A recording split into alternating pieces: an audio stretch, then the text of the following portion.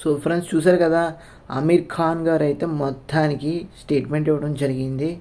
Mahabharatam multiple పార్ట్స్లో, multiple ఫ్రాంచైజీలో, multiple డైరెక్టర్స్తో అయితే మేము cinema అయితే చేయబోతున్నాం. ఈ సంవత్సరం కాదు, వచ్చే సంవత్సరం అయితే రైటింగ్ ప్రాసెస్ అయితే సర్వేయింగ్ అయితే మేము దీని మీద కాన్సన్ట్రేట్ చేయబోతున్నాం అని చెప్పేసి ఒక స్టేట్మెంట్ ఇవ్వడం అయితే జరిగింది. బట్ అన్ని విషయాలు ఏంటంటే తెలుసుకునే ముందు, ఆమీర్ ఖాన్ గారి కన్నా ముందు రాజమౌళి గారు అయితే ఎన్నో ఇంటర్వ్యూస్లో, ఎన్నో ఓపెన్ హార్ట్ ఆర్కే గారు ఇంటర్వ్యూలో కూడా చెప్పడం జరిగింది. ఏంటంటే మహాభారతం ఖచ్చితంగా మల్టిపుల్ పార్ట్స్ అయితే ఉంటే ఇది నా డ్రీమ్ ప్రాజెక్ట్, అదే లాస్ట్ సినిమా అని కూడా చాలా గట్టిగా దృఢంగా అయితే రాజమౌళి గారు చెప్పడం జరిగింది.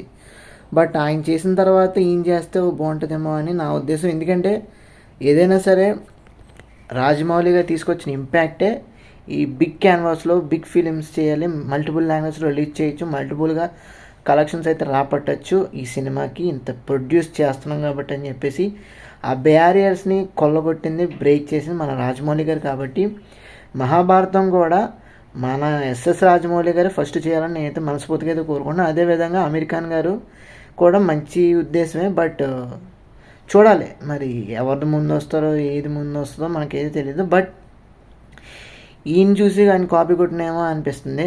ఎస్ఎస్ రాజమౌళి గారిని చూసి ఆమీర్ ఖాన్ గారు కూడా కాపీ కొట్టారేమో అనే ఒక ఆలోచన అయితే వస్తుంది. బట్ చూడాలి. సో ఇది ఫ్రెండ్స్, వాళ్ళగా మూవీ అప్డేట్ అయితే మీకు నచ్చారు. తప్పకుండా మన ఛానల్కి సబ్స్క్రైబ్ చేసుకోండి. ఛానల్ పేరు తెలుసు కదా, ది చరణ్ షో.